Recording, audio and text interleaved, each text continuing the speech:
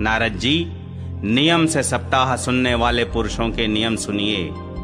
विष्णु भक्त की दीक्षा से रहित पुरुष कथा श्रवण का अधिकारी नहीं है। जो पुरुष नियम से कथा सुने उसे ब्रह्मचर्य से रहना, भूमि पर सोना और नित्य प्रति कथा समाप्त होने पर पत्तल में भोजन करना चाहिए। दाल, मधु, तेल, गरिष्ठ अन्न, भाव दूषित पदार्थ और बासी अन्न, इनका उसे सर्वदा ही त्याग करना चाहिए। काम, क्रोध, मद, मान, मत्सर, लोभ, दंभ, मोह और द्वेष को तो अपने पास भी नहीं फटकने देना चाहिए। वह वेद, वैष्णव, ब्राह्मण, गुरु, गो सेवक तथा स्त्री, राजा और महापुरुषों की निंदा से भी बचे। नियम से कथा सुनने वाले पुरुष को रजस्वला स्त्री, अंत्यज, म्लेच्छ, पतित, गायत्रीहीन द्विज, ब्राह्मणों से द्वेष करने वाले तथा वेद को न मानने वाले पुरुषों से बात नहीं करनी चाहिए। सर्वदा सत्य, शौच, दया, मौन, सरलता, विनय और उदारता का बर्ताव करना चाहिए। धनहीन, क्षय रोगी, किसी अन्य रोग से पीड़ित, भाग्यहीन, पापी, पुत्रहीन और मुमुक्षु भी यह कथा श्रवण करे। जिस स्त्री का रजोदर्शन रुक गया हो, जिसके एक ही संतान होकर रह गई हो, जो बांझ हो, जिसकी संतान होकर मर जाती हो अथवा जिसका गर्भ गिर जाता हो, वह यत्न पूर्वक इस कथा को सुने। ये सब यदि विधिवत कथा सुने तो इन्हें अक्षय फल की प्राप्ति हो सकती है।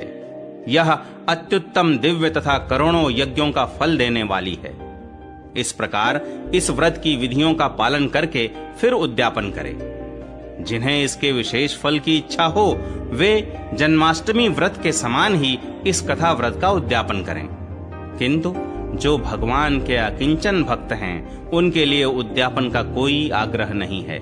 वे श्रवण से ही पवित्र हैं, क्योंकि वे तो निष्काम भगवत भक्त हैं। इस प्रकार जब सप्ताह यज्ञ समाप्त हो जाए, तब श्रोताओं को अत्यंत भक्ति पूर्वक पुस्तक और वक्ता की पूजा करनी चाहिए। फिर वक्ता श्रोताओं को प्रसाद, तुलसी और प्रसादी मालाएं दे तथा सब लोग मृदंग और झांझ की मनोहर ध्वनि से सुंदर कीर्तन करें। जय जयकार, नमस्कार और शंख ध्वनि का घोष कराए तथा ब्राह्मण और याचकों को धन और अन्न दे। श्रोता विरक्त हो तो कर्म की शांति के लिए दूसरे दिन गीता पाठ करे। गृहस्थ हो तो हवन करे। उस हवन में दशम स्कंद का एक एक श्लोक पढ़कर विधि पूर्वक खीर, मधु, घृत, तिल और अन्नादि सामग्रियों से आहुति दे अथवा एकाग्र चित्त से गायत्री मंत्र द्वारा हवन करें, क्योंकि तत्वतः यह महापुराण गायत्री स्वरूप ही है। होम करने की शक्ति न हो तो उसका फल प्राप्त करने के लिए ब्राह्मणों को हवन सामग्री दान करे तथा नाना प्रकार की त्रुटियों को दूर करने के लिए और विधि में फिर जो न्यूनाधिकता रह गई हो उसके दोषों की शांति के लिए विष्णु सहस्त्र नाम का पाठ करें। उससे सभी कर्म सफल हो जाते हैं, क्योंकि कोई भी कर्म इससे बढ़कर नहीं है। फिर 12 ब्राह्मणों को खीर और मधु आदि उत्तम उत्तम पदार्थ खिलाए तथा व्रत की पूर्ति के लिए गौ और सुवर्ण का दान करें। सामर्थ्य हो तो 3 तोले सोने का एक सिंहासन बनवाए।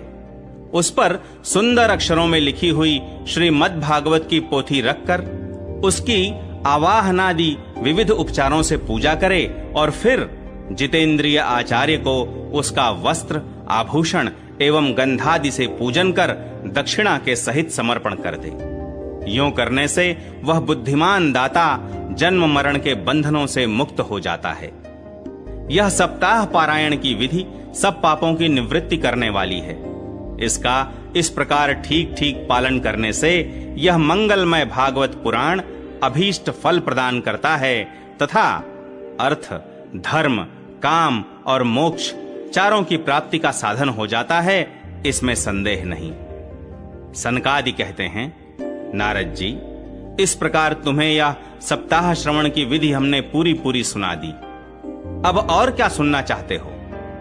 इस श्रीमद् भागवत से भोग और मोक्ष दोनों ही हाथ लग जाते हैं। सूत जी कहते हैं, शौनक जी, यों कहकर महामुनि सनकादि ने 1 सप्ताह तक विधि पूर्वक इस सर्व पापनाशिनी, परम पवित्र तथा भोग और मोक्ष प्रदान करने वाली भागवत कथा का प्रवचन किया। सब प्राणियों ने नियम पूर्वक इसे श्रवण किया। इसके पश्चात उन्होंने विधि पूर्वक भगवान पुरुषोत्तम की स्तुति की। कथा के अंत में ज्ञान, वैराग्य और भक्ति को बड़ी पुष्टि मिली और वे तीनों एकदम तरुण होकर सब जीवों का चित्त अपनी ओर आकर्षित करने लगे। अपना मनोरथ पूरा होने से नारद जी को भी बड़ी प्रसन्नता हुई। उनके सारे शरीर में रोमांच हो आया और वे परमानंद से पूर्ण हो गए। इस प्रकार कथा श्रवण कर भगवान के प्यारे नारद जी हाथ जोड़कर प्रेम गदगद वाणी से सनकादि से कहने लगे। नारद जी ने कहा, मैं धन्य हूं, आप लोगों ने करुणा करके मुझे बड़ा ही अनुग्रहित किया है। आज मुझे सर्व पापहारी भगवान श्री हरि की प्राप्ति हो गई। तपोधनों, मैं श्रीमद् भागवत श्रवण को ही सब धर्मों से श्रेष्ठ मानता हूं, क्योंकि इसके श्रवण से वैकुंठ विहारी श्री कृष्ण की प्राप्ति होती है। सूत जी कहते हैं, शौनक जी, वैष्णव श्रेष्ठ नारद जी यों कह ही रहे थे कि वहां घूमते फिरते योगेश्वर सुखदेव जी आ गए। कथा समाप्त होते ही व्यास नंदन श्री सुखदेव जी वहां पधारे।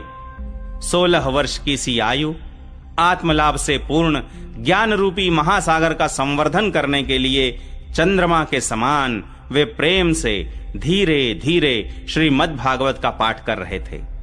परम तेजस्वी सुखदेव जी को देखकर सारे सभासद झटपट खड़े हो गए और उन्हें एक ऊंचे आसन पर बैठाया। फिर देवर्षि नारद जी ने उनका प्रेम पूर्वक पूजन किया। उन्होंने सुख पूर्वक बैठकर कहा, आप लोग मेरी निर्मल वाणी सुनिए।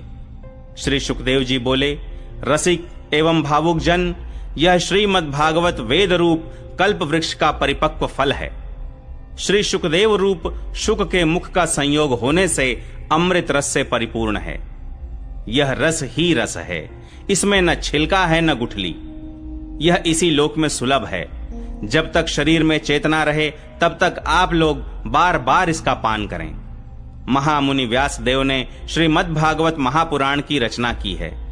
इसमें निष्कपट निष्काम परम धर्म का निरूपण है। इसमें शुद्धांतःकरण सत्पुरुषों के जानने योग्य कल्याणकारी वास्तविक वस्तु का वर्णन है, जिससे तीनों तापों की शांति होती है।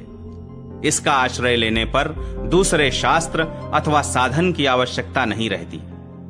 जब कभी पुण्यात्मा पुरुष इसके श्रवण की इच्छा करते हैं, तभी ईश्वर अविलंब उनके हृदय में अवरुद्ध हो जाता है।